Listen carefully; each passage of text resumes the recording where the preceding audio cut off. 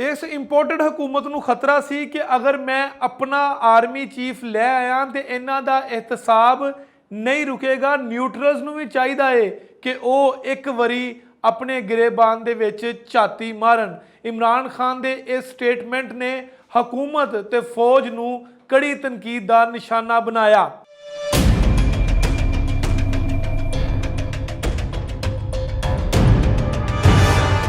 हुकूमत ते पाकिस्तान तहरीके तालिबान के दरम्यान मुज़ाकरात कामयाब होणगे या नहीं, पार्लीमेंट के इजलास तो बाद ये गल वेखी जाएगी।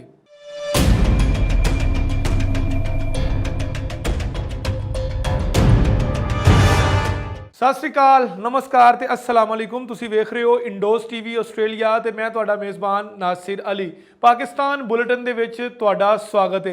नाज़रीन, सब तो पहला असी गल करांगे पाकिस्तान तहरीके इंसाफ के चेयरमैन इमरान खान दी, जिहड़े इस वेले ना सिर्फ हुकूमत ते बल्कि फौज ते भी तनकीद करते नज़र आते हैं। वो नो डाउट कि फौज के उपर जी तनकीद कर रहे हैं वो एक बड़े बेहतरीन वे दे नाल कर रहे हैं, यानी कि वो फौज का नाम ले बगैर उन्होंने न्यूट्रल्स कह के मुखातब होंगे ने तो उन्होंने उपर तनकीद ते क्रिटिसाइज करी जा रहे हैं। एक सैमीनार से खिताब करते हुए इमरान खान ने आख्या कि इन्होंने खतरा सी कि मैं जनरल फैज़ हमीद नूं अगला आर्मी चीफ ना ला देवां, क्योंकि जनरल फैज़ हमीद जिहड़ा है वो इमरान खान दे नाल ज़्यादा कोलैबोरेट करता सी, ज़्यादा इमरान खान साहब के नाल उन्हां दी गलबात अच्छी सी। तो इमरान खान साहब ने आख्या कि इन्हों इस चीज़ का खतरा सी कि मैं जनरल फैज़ हमीद नूं अगर लाता तो इन्हां दा एहतसाब नहीं रुकेगा। तो मैं न्यूट्रल्स नूं भी आख्या, न्यूट्रल्स मतलब है कि एक बारी फौज ने यह स्टेटमेंट दिता सी कि असी पाकिस्तान की सियासत दे विच न्यूट्रल्स का किरदार अदा कर रहे हैं, साडा किसी भी किस्म का कोई भी पार्शली किरदार नहीं हैगा, ना असी किसी एक स्पैसीफिक जमात नूं जिहड़ा हैगा वो सपोर्ट करते हैं। तो इस बयान तो बाद इमरान खान साहब ने जिहड़ा हैगा वो न्यूट्रल्स कह के फौज नूं कड़ी तनकीद का निशाना बनाया। उन्होंने आख्या कि मेरा ऐसा कोई प्लान नहीं सी हैगा कि मैं नवंबर दे विच जनरल फैज़ हमीद नूं आर्मी चीफ लावां, ना तो मेरा कोई ऐसा इरादा सी, क्योंकि फौज का एक बकायदा प्रोसैस हैगा, उस प्रोसैस तो गुजरते होया ही कोई बंदा जिहड़ा वो फौज के इदारे का सरबराह बनता है। तो मैं किसी भी किस्म के फेवरेटिज्म के विच मुलवस नहीं सी हैगा। तो उन्होंने कहा कि उन्होंने आर्मी चीफ के नाल गल की कि तुसी जिन्हों वजीर आजम बनाने जा रहे हो ਉਹਦੇ ਉੱਪਰ 10 अरब रुपए का करप्शन का केस हैगा, तुसी ਉਹਨੂੰ किस तरह वजीर आजम बनाओगे। तो न्यूट्रल्स ने ਜਿਹੜਾ ਹੈਗਾ ਉਹਨਾਂ ਦੀ ਗੱਲ ਨੂੰ नहीं ਮੰਨਿਆ। इतों यह साबित ਹੁੰਦਾ कि पाकिस्तान की सियासत ਦੇ ਵਿੱਚ ना सिर्फ फौज बल्कि स्टैबलिशमेंट का बड़ा मजबूत हथ है। लेकिन मसला ये वे कि जदों भी कोई बंदा गवर्नमेंट करता होवे उदों इस स्टैबलिशमेंट के खिलाफ या इस फौज के खिलाफ कोई भी गलबात नहीं करता, लेकिन जदों हुकूमत चो कोई भी हुकूमत निकलती है तो सब तो पहले इस्टैबलिशमेंट ते फौज नूं तनकीद का निशाना बनाते हैं ने। इमरान खान साहब ने उस सैमीनार के विच ये भी खिताब करते हुए आख्या कि उन्हां दा अगला प्लान जिहड़ा हैगा सिर्फ यही है कि एक ऐसी हुकूमत बनाई जाए जिहड़ी किसी के सिर ते या किसी के मोढे ते पैर रख के ना आवे, विसाखियां तो बगैर हुकूमत होवे।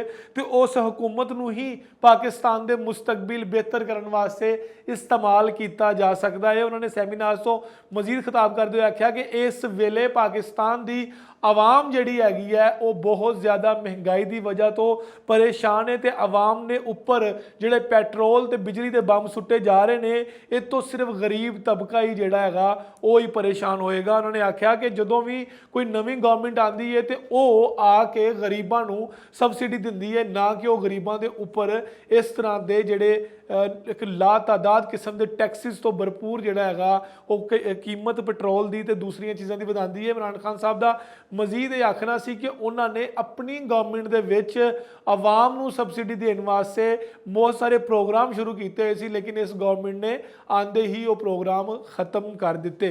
हुण असीं अगली खबर वाल वधदे हां। अगली खबर जिहड़ी हैगी है वो बड़ी ते नाजुक ते बड़ी हसास खबर है। उसकी वजह यह हैगी कि पाकिस्तान तहरीके तालिबान जिन्हों TTP आख्या जाता है, जिहड़ी दहशतगर्दी कार्रवाइयां च मुलवस है, वो गवर्नमेंट के नाल ਮੁਜ਼ਾਕਰਾਤ ਕਰਨ ਜਾ ਰਹੀ ਹੈ।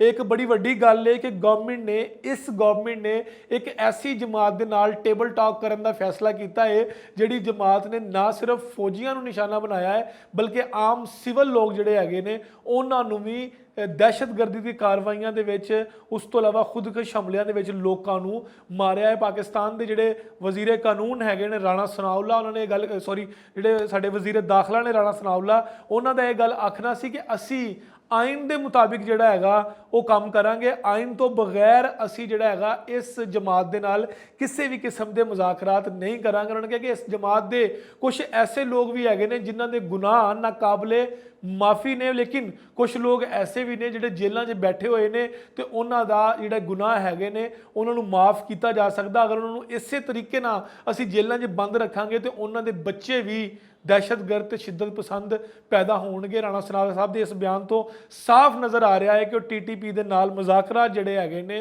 वो वन साइडिड नहीं होणगे बल्कि टू साइडिड होणगे। अगर गवर्नमेंट उन्हां दी गल्लां मन्नेगी तो TTP भी गवर्नमेंट दीयां गल्लां लाजमी मन्नेगी। इस तरीके नाल ये मुज़ाकरात जिहड़े हो रहे ने इहदे विच पाकिस्तान की जिहड़ी ग्रे लिस्ट दे विचों पाकिस्तान फैटफ की ग्रे लिस्ट चों अगर निकलना चाह रहा है तो ये मुज़ाकरात बड़े अहम मोड़ के उपर ने क्योंकि फैटफ जिहड़ा हैगा जिहड़ा इंटरनेशनल इदारा हैगा किसी भी मुल्क दे विच सरमायाकारी करन दा ते उस इदारे की यह शिक ते शर्त होंदी है कि तुसी अपने मुल्क दे विचों दहशतगर्दी दी जिहड़ी कार्रवाइयां हैगियां उहदी रोकथाम वास्ते तुसी की कीता हैगा। इसलिए हुण तक जिहड़ा हैगा वो TTP ते हुकूमत के दरमियान मुज़ाकरा जिहड़े हैगे ने उहदी अगली नशिस्त भी अज शुरू होण जा रही है। तो उस तो बाद ऑन कैमरा जिहड़ा पार्लीमेंट का इजलास हैगा शहबाज शरीफ जिहड़े वजीर आजम ने पाकिस्तान के उन्हां दी ज़ेरे निगरानी वो इजलास भी होण जा रहा तो उस इजलास दे विच ते उस इजलास तो बाद ये चीज़ सोची जाएगी कि TTP के अगे किहड़ियां गुजारिशात या सिफारिशात वो रखते हैं या असी रखते हैं। उस तो बाद ये फैसला हो सकेगा कि पाकिस्तान की गवर्नमेंट जिहड़ी हैगी है वो TTP के नाल मुज़ाकरात किन्ने कामयाब करती है। पाकिस्तान की गवर्नमेंट जिहड़ी हैगी है वो तहरीके तालिबान पाकिस्तान जिहड़े मोस्टली बलोचिस्तान तो उस तो बाद सरहदी इलाके जिहड़े हैगे ने उहदां दी दहशतगर्दी की कार्रवाइयां दे विच बहुत ज़्यादा मुलवस रहिंदे हैगे सी। हुण अज ये फैसला होएगा, अज ये देखना है कि इस मुज़ाकरात दा की नताइज निकलदे ने, इहदा कनक्लूजन की हुंदा हैगा। पाकिस्तान दीयां खबरां दे विच साडी मोस्टली जिहड़ी हैगी है पाकिस्तान की सियासत के उपर पाकिस्तान के हालात के उपर नज़र हुंदी है। तुसीं अपना फीडबैक जरूर दिया करो। मैनूं इजाज़त दवो। अल्लाह हाफिज़ व नासिर।